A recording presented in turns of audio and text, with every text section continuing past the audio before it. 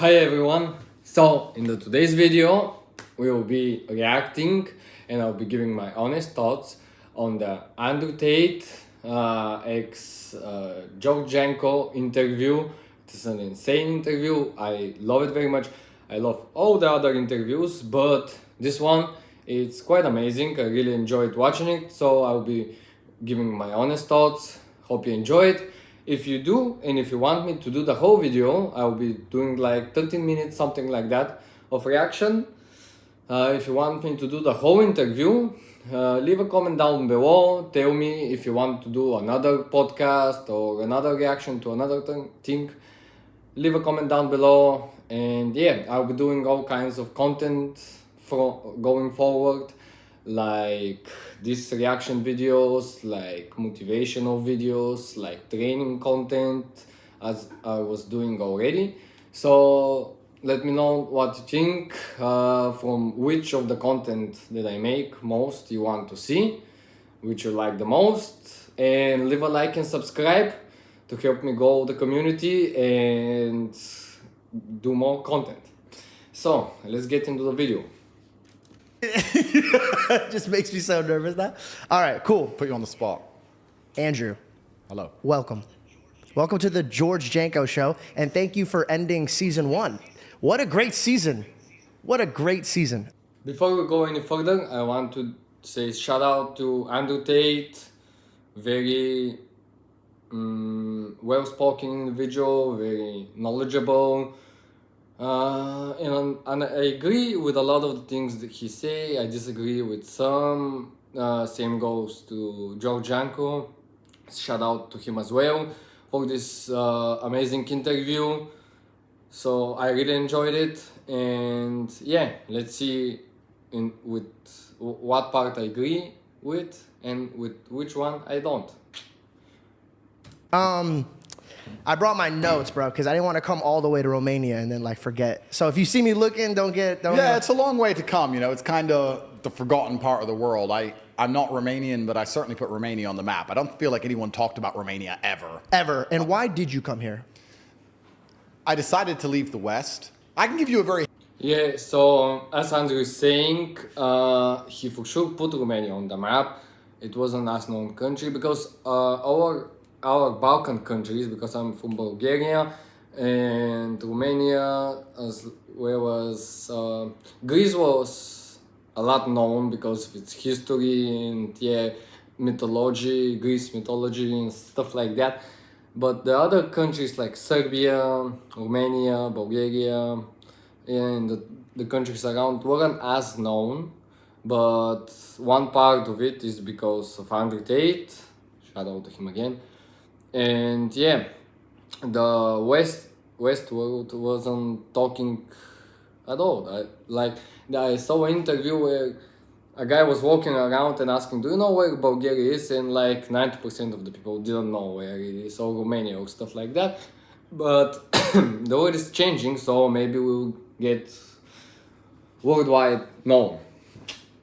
If you want me to do more about the history of our country and the things that we are involved in the world history and everything, I'll do something like that in the future. Let me know down in the comments, and yeah, let's get happy, funny answer. Do you want happy, funny Andrew, or do you want serious, the world is ending Andrew? There's two different versions. Let's start. I want both. I want both versions of you. Sure. Well, I think that the Western world is in... That's what I noticed recently with Andrew, because the past Andrew was like more talk what is on his mind, but now he has two versions, and mostly he leans towards the one that is the world is getting worse and worse, which is actually true, and people are struggling, wars are starting, and he tries to lean mostly towards that point of view and teach men, women, whoever's watching him, how to be prepared if the worst case scenario hits. So I like that part of him better because he's more intense and he gets his point quickly. Serious decline in that literally in real time, you can see it falling apart. So you have to find somewhere else to live. And the world's not really that big. I think that the values which held the Western world together at some point have been proven to be false, and all of it is a lie. I feel like all of the metrics in which you can measure the success of a society, the Western world is failing in. So once you accept that, you say, okay, the West is failing. It's on its way down. I can't live in the West. And then you look at a map and you look at South America, which is very dangerous. And I'm not South American and I don't speak Spanish. In this part, I completely agree. I think America, USA as a whole, is a failing society. Not that I want to offend anyone, but that's my honest opinion. Because when you start transferring gender, when you start saying this is a boy, this is a girl, this is nothing, this is what was like, I don't even know them, they, them, stupid stuff like that, and you want to do that on kids that are still undeveloped, and yeah, for me that is bullshit, just bullshit. And you cannot do that. If you want to be something different, let's say different, do it for yourself, do it inside your home, do it with the people that agree, few of your friends or something like that, but don't propagate it to the world, don't try to make everyone agree with you, and yeah, it's fucking nonsense. And that's a failing society, and that's one of the reasons I would never live in America. If I have the chance, someday I would go and see the beautiful places that are there, but I will never live in there because the society is fucking nonsense. And also, yeah, so in the Europe countries, most of Europe countries, I'm not talking about England, France, so on, talking about the Balkan countries like Russia, like Bulgaria, like Romania, we held our traditions quite better. We held our morals and stuff like that quite better, because in our household, in our families, it was like that. So the mother is pretty traditional, she helps in the family, she works as well. I'm not saying she doesn't work, my mother works, and she works, but she also takes care of the kids in 80% of the time. My father was always working, he was like 20% of my life with me, but I didn't understand him when I was younger, but when I grew old, I understand that that is the role of the father, that he has to provide, he has to do everything in his power, so his kids and his wife be good at home, feel good, be happy, and have everything they need. Not to be super rich, yeah, some cases, yeah, but if he's not, that's okay. If he's not super rich, that's okay. If he's providing, he's the man in the family, he has the strong word. When he comes around and he says this, it's that. His voice is heard, not like in America. Every man, they don't want to date women because they don't want to help in the family, they want to do whatever. Like, I hate this about America, like, it's not normal for you to not like your woman to do some kinds of stuff, like going somewhere you don't want her to go, doing something, you know, like it's free for everybody. So what is the point of marriage then, and what's the point of being together when anyone can do anything regardless of if the other person likes it or not? That's fucking stupid. I'm not like that with my girl. Like, I don't like certain stuff, she knows that I don't like them, and she doesn't do them. She doesn't like stuff that I do, so I don't do them. And that's the whole thing about marriage, compromises you do for each other. Like, you can go, I'll do that, you have no control over me. Yeah, of course, no human has control over another human, probably, except maybe in jail, I don't know. Haven't been there, but you do it because you love the other person, not because, oh, I want to go partying. No, you don't do that, even if you want, because first off, the other person may not like it. And yeah, so let's continue to the video. That's my point. I agree completely with Andrew here that USA is a failing society. Hope they get better, but we'll see in the future. And then Eastern Europe, which is where we are now, preserves its culture via religion, and they have some other societal, what's the word I'm looking for? Traditions, which certainly preserve the culture better. It's a slower decline. So I felt like this might be a good place to live. Unfortunately, I think in the 7 years I've been here, Eastern Europe is catching up with the West, and I feel like it's going to go down the same hole. So I'm going to have to move again. But when I moved here 7 years ago, it just felt like a safer place, felt like a nicer place, and decided to leave. I don't. Yeah, so this is something that I half agree, half don't agree. So, of course, the world, USA, because it's globally powerful and has influence all over the world, is trying to do the same thing to all the other countries. But they don't know that in our country, I'm talking from experience from my country, I don't know for the other ones, but in my country, we will resist this stuff. We don't like it. I will not teach my kids any of this stuff. They will not know anything. They will not ever know. If they are born a boy, they are a boy. If they are born a girl, they are a girl. Period. That's it. Nothing trans bullshit stuff. Never. That's never gonna happen in my household. Fucking bullshit. I hate this stuff. And yeah. See what America or the England or the West has for people anymore. Okay, question. Do you think that this generation is more evil than the past generations? That I don't think they're evil. I think they're lost, and I think they're misguided. Yeah, that's completely. And I think we're now living in a culture where I'm a full-grown man. I'm 36 years old. I catch myself, even at my ripe old age and high level of professionalism, sometimes for a few seconds, only a few seconds before I correct myself, scrolling on garbage. Imagine how these 14 and 15-year-old children are even being raised. Just scrolling through these social media algorithms, which are deliberately designed to poison their mind. And they're going to school, they're being fed absolute garbage. Yeah, so completely agree here with Andrew again. My opinion about that is,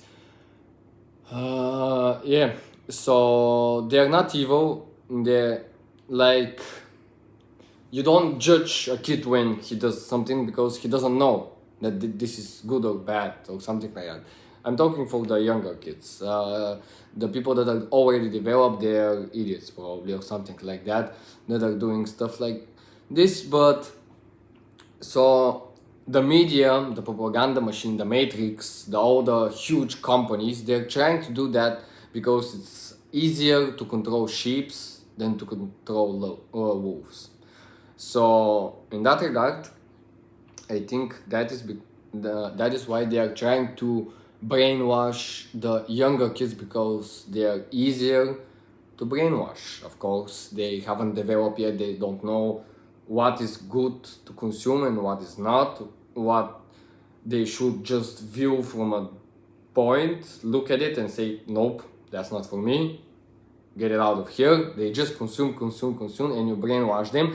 And at one point, when they're mentally weaker individuals, there are some people that are mentally strong, some people that are mentally weak, whatever. And those that are mentally weak are easier to brainwash, and as soon as they brainwash them, they start thinking like these activists and stuff like that. I'm this, I'm that, I want this gender, I want this, and they don't have an actual point of view of the world around them. They just recycle what they were taught by the media, by social media or whatever. And like, it's not actually their opinion, it's like recycled opinion of the media and the propaganda. And that's why they're not evil, they're just weaker mentally, and they were being brainwashed. And it's a powerful machine, don't get me wrong. As Andrew said, he is being sometimes he catches himself scrolling on TikTok, let's say, and I do it myself. I try to limit myself to only scroll to see what type of content is going up, so I can recreate or something like that, challenges as you see on my channel, stuff like that. But sometimes I continue scrolling on nonsense, on stuff I don't need. And I correct myself as well, learned a lot of things from him. And yeah, I have a phone addiction, but my 95, let's say, maybe even more % of my phone addiction is work or stuff that develop myself, like physically, mentally, and financially. I try to limit myself to that and not consume any bullshit. Okay, let's get back to the video. Garbage, and they have no religious connotations, no God, and no family unit. They're just a mess. And then we look at, like I said, every metric in which you can measure the health of a society, the crime rate and the cost of living, basic things, traffic, anything you can measure, the West is falling when off. you exclude the fear of God, let's say, or even for the not so religious people, the fear of a higher power in the universe, let's say karma, let's say whatever you might want to say it if you're not as religious, and when you exclude it from the equation, what's there to control you? What's the fear when you do something wrong? And like, if I'm about, because everybody has mistakes, and if I realize I'm doing something that I shouldn't be doing, and I'm like, somebody's watching, I feel like somebody is watching me, a higher power, God, is watching me, and he's like, that's not right, Anton, that's not right. And when you don't have that, what is stopping you actually from doing something bad when you feel like no one's watching? Like, if you're in a room alone, you're about to do something bad, God is watching. But if you don't have God, then you have no one to stop you from doing it. And that's why. And yeah, I agree 100% with them here. Yeah, and of course, Andrew mentioned, because as he says, and I agree completely, I knew this even way before I even heard of Andrew Tate. Like, military age males, like strong individuals, they have the ability to deal with hard stuff from their life better than if you're weak. All my life, everything that I went through, betrayal from a friend, hard stuff, death, everything was fixed via training, via discipline, via working, and via developing. So when you exclude that, when you make men more mentally weak, when you make them physically weak, you're creating half man, half woman, as they say in USA. And it's like you're ruining the resistance. So that's why they're doing that, because they want to control the world. As I mentioned, no, I haven't mentioned in other videos, but I'm mentioning it now. They want to control the world. Pharmaceutical companies, big companies like BlackRock and stuff like that, they want to rule the world. And how do they do it? They eliminate the strong ones that they can fight, that can make a resistance, that can make a riot or stuff like that. And when you're left with a bunch of girls and a bunch of pussies, and when you say them put a mask, they put a mask. When you say them get a vaccine, get a vaccine. In my entire life, I was raised right by wonderful parents, and since COVID hit, the first day COVID hit, I have never put a mask. I put mask only briefly. I needed something from the shop, because it was either put a mask or fight the guy that's security there. And he's some old dude, and I'm not going to fight some old grandpa. I was like, okay, but I will never put a vaccine on. Fuck that, never. You have to kill me before I ever do that. I don't believe in COVID. For me, COVID was full bullshit. I have never got sick. I have never any restrictions that they had. I never followed any of this. I went out. We did whole gatherings with people. We had fun. We went training outside, inside, whatever. Nothing was. But here in Bulgaria, like the measurements in USA probably were tougher, and people were scared. I don't know.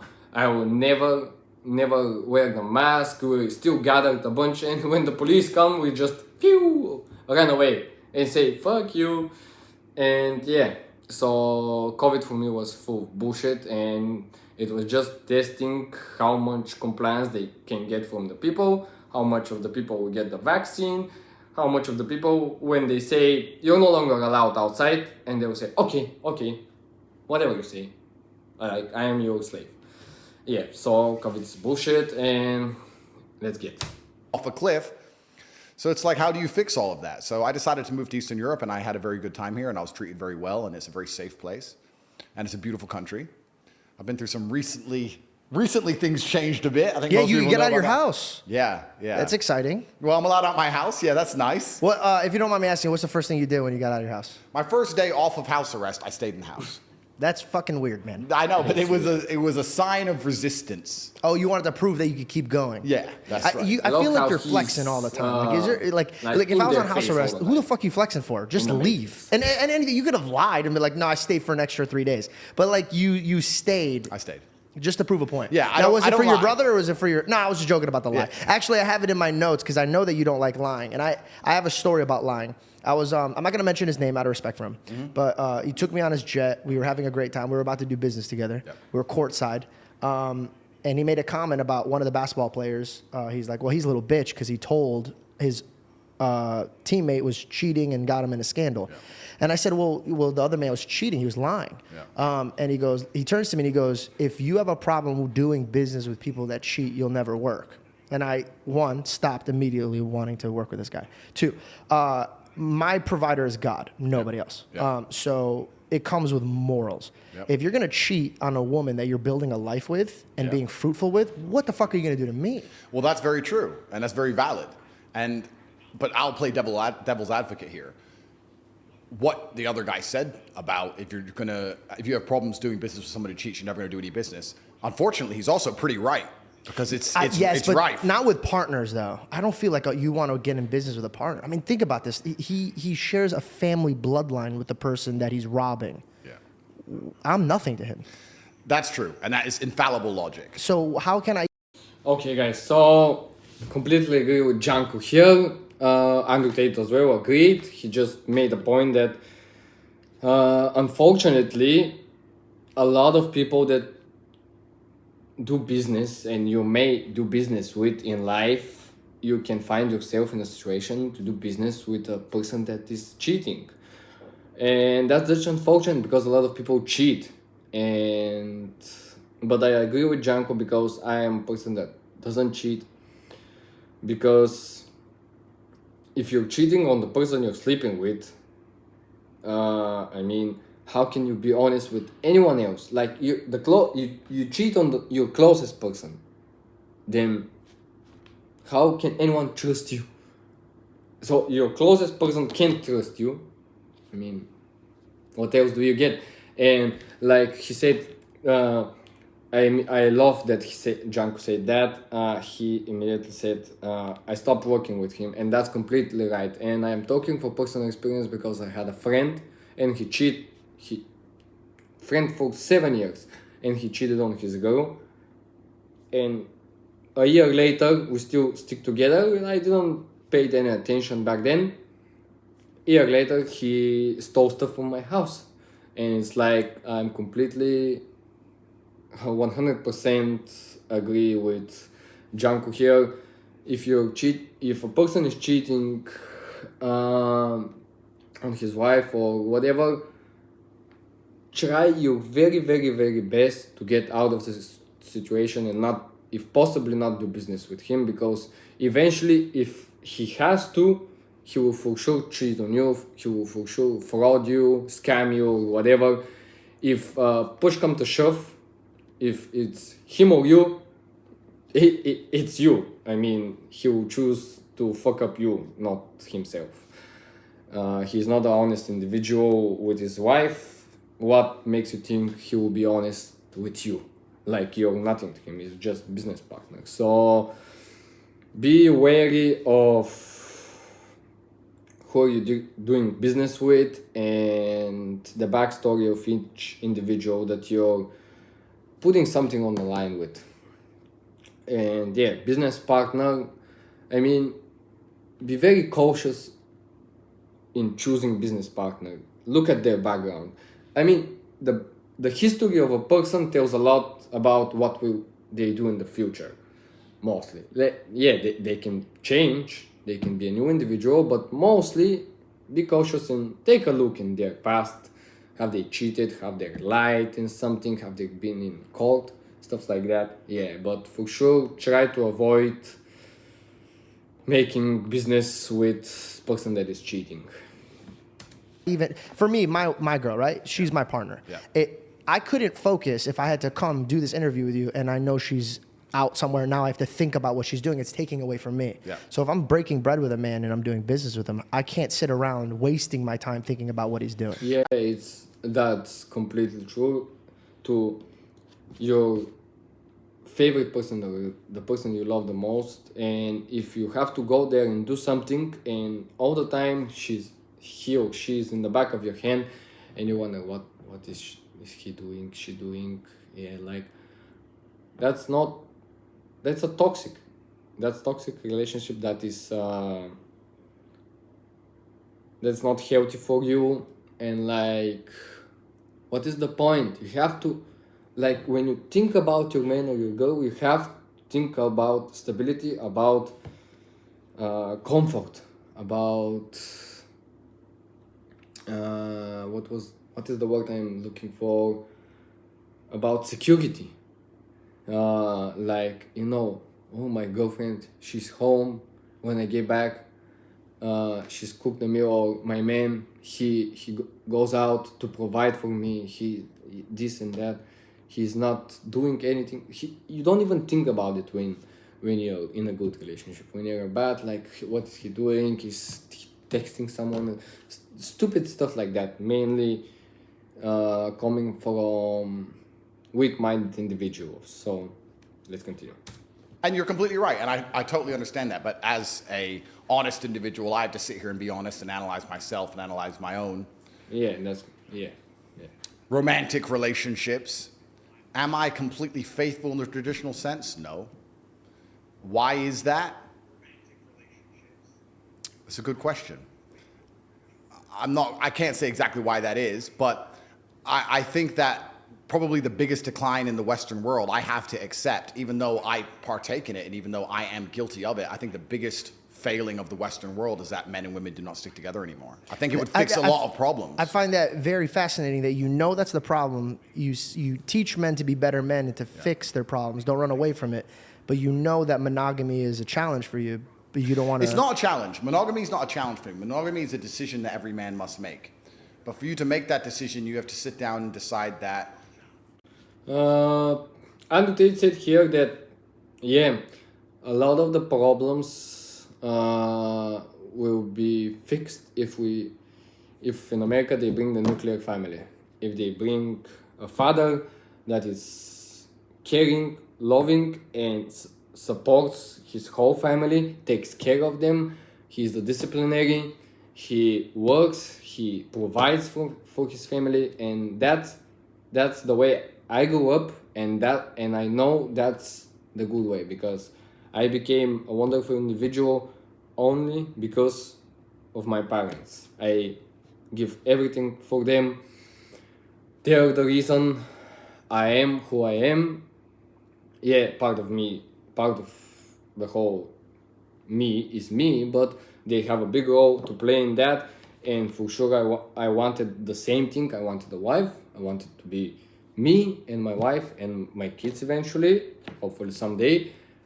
And so like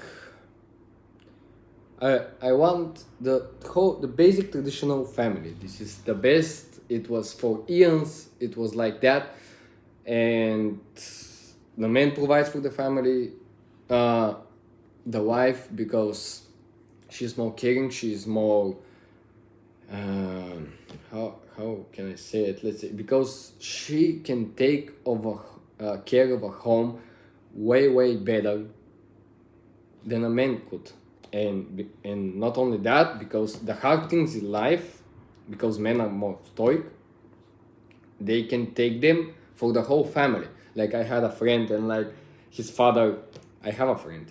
His father found out that his family is smoking cigarettes, and he said, "No, you're not smoking cigarettes. I am smoking cigarettes for the whole family, so you don't have to." Like, it's funny because he said about that, but actually it's a metaphor for life. Like, the father is taking the whole weight of the world for his family, so they can be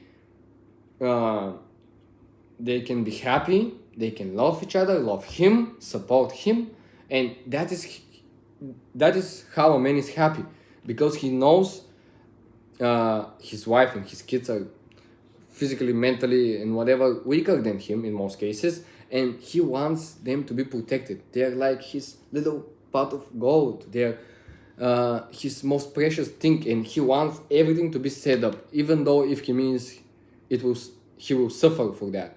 And that's the best type of family I think it is.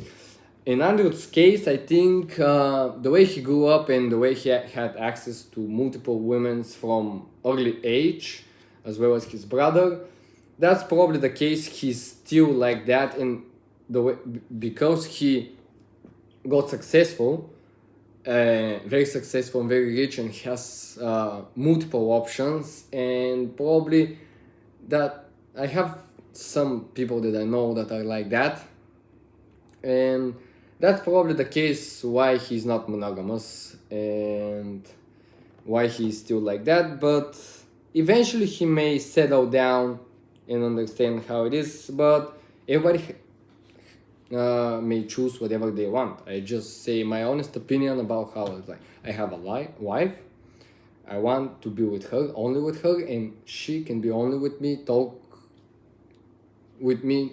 No other person in the world can try and hit on her, because I will hit him with a sledgehammer. That's it. And yeah, but that's my point of view. Andrew has a different one. I disagree with his point of view because he's pro not monogamous, the other one, I forgot the word. And yeah, let's continue. You know, this woman is worth me being monogamous too, which is fine.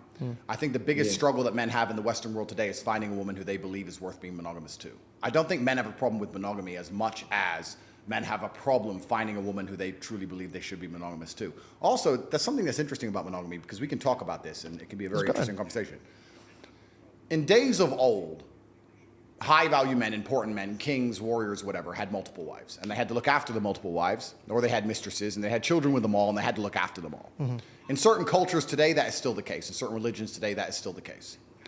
In the Christian world, in the Western world, we have said that's unacceptable, we should be monogamous. Yeah. But then you have the majority of men who are monogamous are cheating.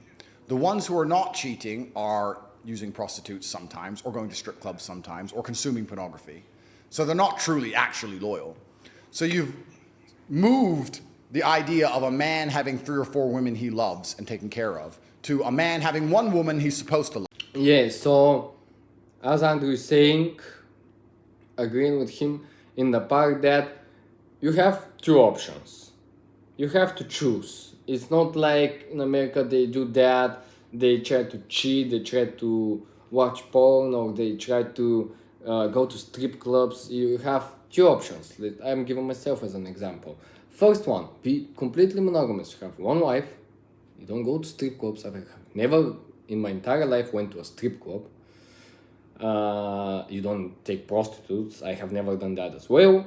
You don't watch porn. Yeah, you can fall off the cliff barely sometimes, but you don't do that. And you stay faithful to your wife. That's why you choose a good wife. You choose a wife that fits you, that betters you, that in every aspect of life you wanted that woman. And that's what I found. And you stick with her. If you have needs, do it with her. Why did you got a wife if you can, whenever you need to have sex or something like that, you don't do it with her? What's the whole point? Like, it's half-half. 50% is the love and the affection and the supportiveness and life itself, and I think the other 50% is like having sex and having your moments with your wife. I mean, it may not even be sex. It may be dancing with her or kissing with her, watching a movie together, do everything with her. That's why you got a wife. That's why you love her. I mean, why do you need to do other stuff? Yeah, you ego. I don't know. I can talk for myself. I do it like that, and I'm happy with that. The other side is let the woman that are in your life know. I want just that. I want just physical activity with you, nothing else. And have multiple wives, I guess. I don't like this with Andrew, that he says, I have a wife, but I go with four. This is just my opinion, but I don't like it personally. But if he likes it, if it works for him, and if it works for the girls that he is with, if they are okay with that, or for everyone, for anyone who might do that, okay, I have no problem with that. But pick a side, which one are you? And yeah, but my life, and my decision is have a wife and stick with that wife till I am 90, 100 years old. I don't care. This is my wife. This is what I chose. So choose wisely. Choose your wife wisely. Choose your man wisely for the women, and stick with him. Stick with him or her. And yeah, that's my best advice that I can give you. I've tried it personally. Yeah, it's a everyday activity to be monogamous, to be faithful, to make sure you do everything for the person you love. But that's work, that's life. If we don't work for each other that we love, who are we working for? Our boss? Make sure you do the work. And doing a whole bunch of things in secret. You've just subsidized monogamy and you've removed it all towards pornography and degeneracy. So then you have to sit and argue, well, why does so much degeneracy happen in the West? Is it because we're not allowing men to be more true to their instincts? This is all brand new thoughts for me, and I'm just speaking as I think. But let's look at another example, right? Well, before, can I tap in with that? So what's your example, right? So I have an example, Christ. He gives me his way, and I kind of follow it. If I had to follow men and their needs, I'd be burned up tomorrow. And I don't think it's needs. I don't think men cheat because of needs. I think well, okay. Women cheat because of like feelings. They get an emotional attachment to them. Men cheat because of more lustful body type thing. I've never heard of a man being like, man, I can't wait to talk to Becky. Of course, but I think a lot of it's also ego. Exactly. So, but ego, what comes before ego? Or it comes after ego? Yeah, a fall. Yeah. So my thing is, yes, when I met here's my theory. When I was out about and I was having fun, as a Christian man, I was waiting for the right woman. And I came to this guy and he goes, I don't understand. I thought you were Christian. And I go, listen, bro, I'll be a good Christian man to a good Christian woman. When I find somebody who has good morals and I know that she'll have my back and she'll do good, and when God presents me that girl, I will be a good man to her. And he asked me something that changed my life forever. He goes, well, if you're the son of God and you're asking for his daughter, why would that father ever give you a daughter when you treat everybody else like garbage? And so I had to think. I think when it comes to blessings, I believe that it's given from God. And to move on to new blessings, you have to handle what you've been given. Agreed.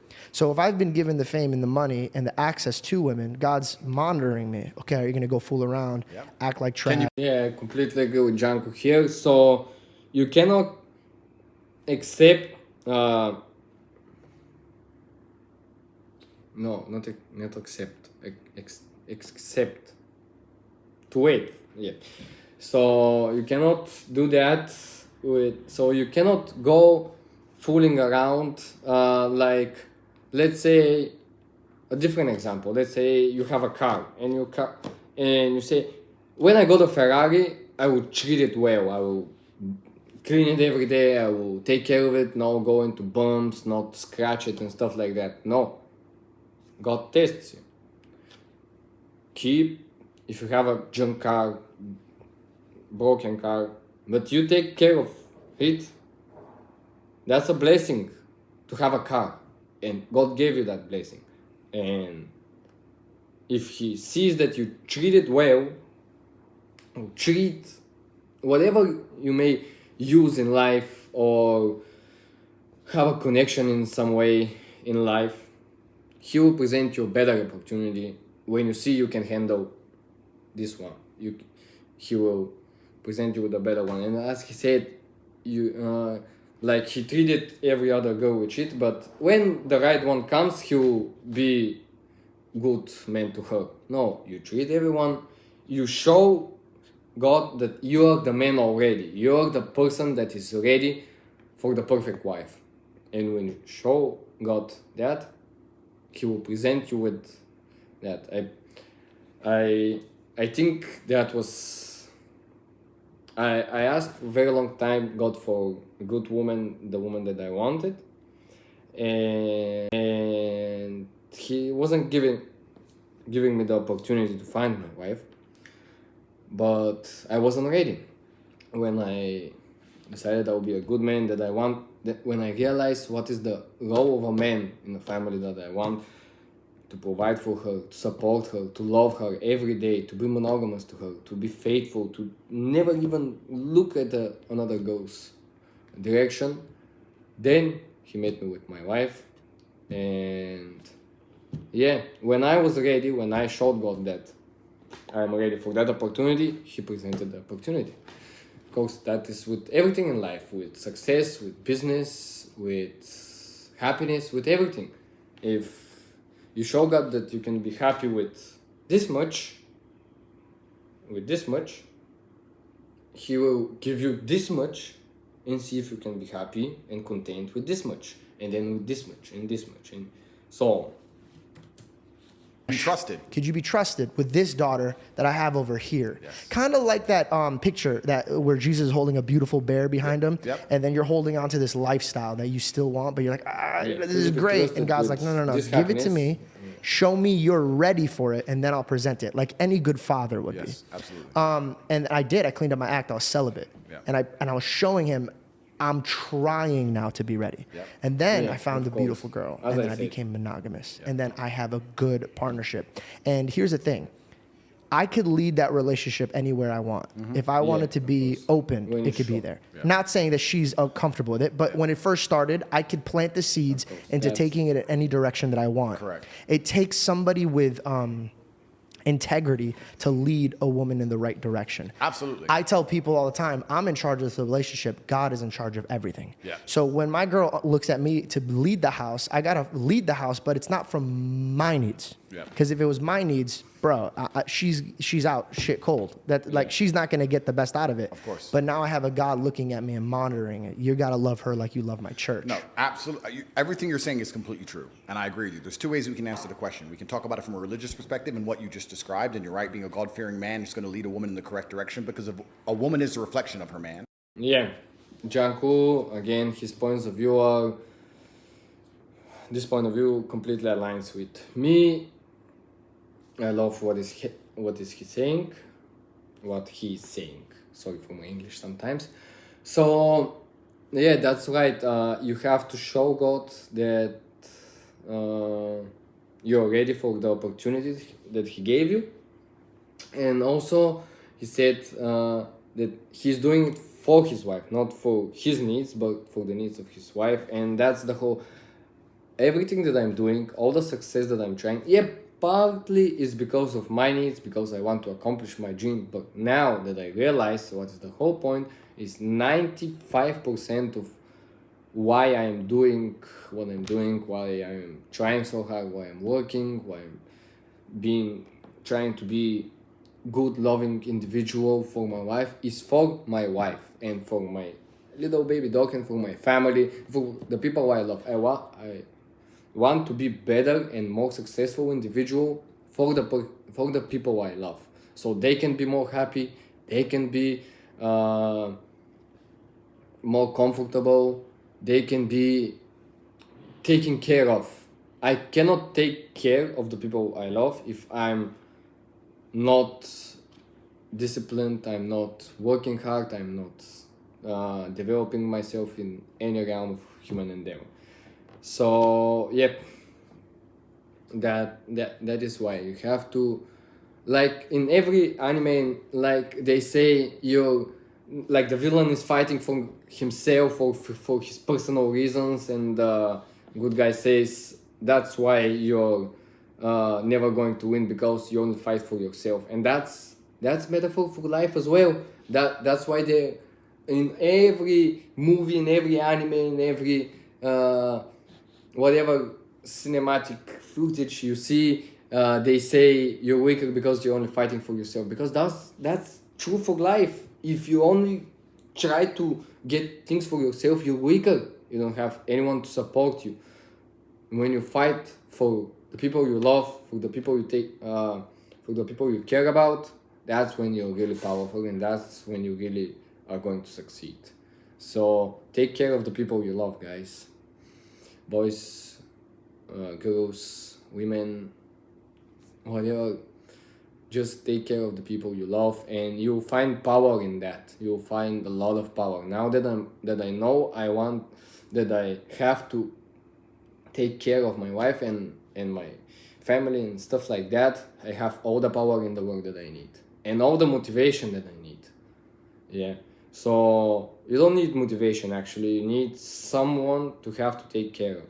And this will help you get through hard times, because you know who are you doing it for, because you're not doing it for yourself, you're doing it for someone else. And that's why you see if a woman gets with a bad guy who does drugs, she ends up doing drugs and doing bad things, and a man can lead her in the wrong direction. She comes from our ribs, metaphorically and physically and mentally, right? Yeah. So if I'm going to be, like you're saying, doing drugs, she's going to follow my lead. Absolutely.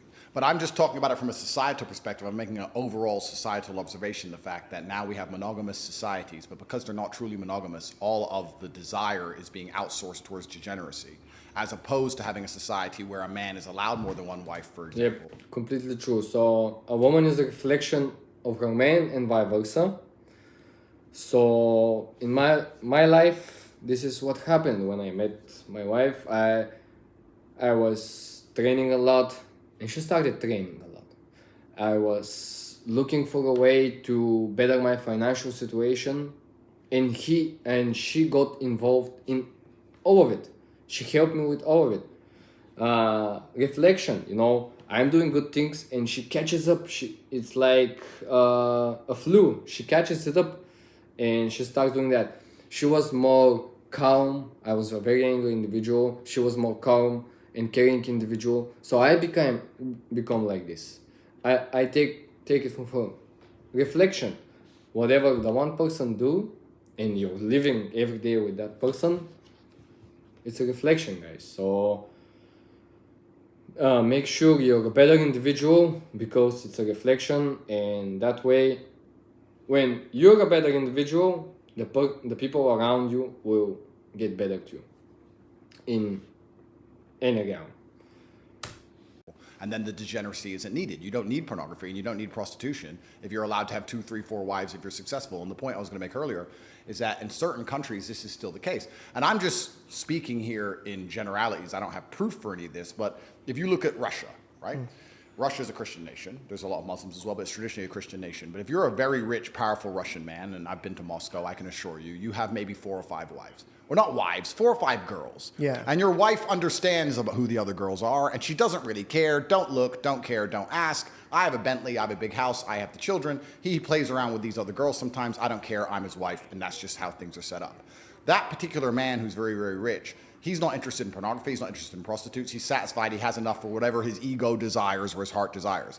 Then you look at the West, and you look at the most degenerate things which can possibly happen, which are actually levels above prostitution and pornography. If you look at Epstein's Island, for example, when you have very rich, powerful men, and they're told by the public sphere, you're not allowed to have more than one woman, but they don't have God to control them. They're godless. Then they say, okay, well, how can I satisfy myself if God's not restricting? So I don't know what Epstein's Island is, but I can imagine some things, and they're not good, probably. So I understand Andrew's point of view, like, you're a very rich, powerful individual, and you have a wife, and you sometimes go with other girls and have sex with them or whatever, and she understands that.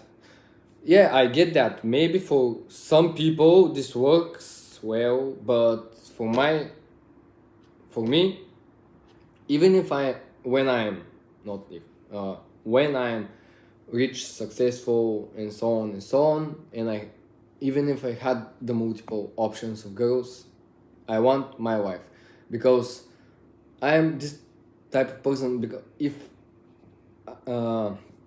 if I choose something else, even one time, I cannot get back. I feel guilt. I have a lot of guilt if I do that. Even if I know she's okay, I cannot do it. So maybe it works for some people. I just don't get it, and this is one of the point of views of Andrew that I just don't get, and I don't agree with exactly. So yeah, but for some people it may work. Some powerful individuals that want to do that, okay. I mean, whatever. If your wife is okay with that, do it. What can I tell you? Me. The society is saying I can only have one woman. I'm not allowed to have 4 or 5, which would satisfy me in some regard for my ego or unhealthy reason or whatever my reason is. So I'm going to end up doing things in private. I'm going to end up doing things in secret. And then you have Epstein's Island appear. So it's kind of interesting. God is important, and God is extremely required to restrict people. But if you take the God out of the element and you only use society to try and restrict the sexual desires of people and tell them they have to be monogamous, you're going to end up with more degeneracy than if men were allowed to be polyamorous and have more than one wife. Does that make sense? 100%. And the reason why I asked you, is this generation more evil than the last? And I wanted to circle back how you said the West is falling apart. Yeah. I believe that it's kind of, and I always go back to biblical references, not because I'm an annoying Christian, but I just like truth. And I notice that truth comes out of these testimonies that I see. Yeah. And the one thing that I've realized with humanity, God or no God, it's your access. Yeah. And I think that's why God reflects the heart. He doesn't reflect your actions. He reflects your heart. Because let me give an example, pornography. I don't watch porn. Me neither. The reason why I don't watch porn is, one, it's unhealthy. For me, before you carry on, I don't watch porn because it's genuinely uninteresting. It's gotten weird. You could put porn on and I'd be like, Yeah. I just don't get it. That's the thing. And also, for example, So final thoughts, and we'll end to here because it's a long video. As I said, if you want me to do the whole interview, it's hour and 37 minutes. We'll do just this short clip. If you want me to do more, leave a comment down below. I will be more than happy to do it. If this video gets 100 likes, I will do it for sure. So final thoughts. Yeah, when society is trying to restrict or say something to people, they rebel. But if they have the fear of God, the fear of God is more powerful than the fear of society. And because if society is not looking, they do it while they're not looking. But God is always watching. And if you have fear of God, you know God is always watching. So you don't do it. So you have God, and if God says you either choose you be monogamous and you really be monogamous with one wife, or you have the other thing that Andrew says, have multiple wives and stuff like that, do that, but no half measures. Don't stay in the middle, because in the middle is degeneracy. You say you're monogamous, but you do prostitutes. That's cheating, or you cheat, then you're not. And even if you're hiding, God is always watching. And fear of God is another thing that in my hard days when kept me contained and not doing any stuff. So wonderful interview. Shout out to those two guys, Andrew Tate and George Janko. Wonderful interview. I have watched a lot of Andrew Tate interviews, but this one took my attention and I watched it from top to bottom. Really enjoyed it. As I said, I will do the whole interview if you want me to. And if you get 100 views on this one, 100 not views, likes on this video, I will do the whole interview. So hope you enjoyed. Leave a like and subscribe, and check my other videos, guys. See you in the other videos.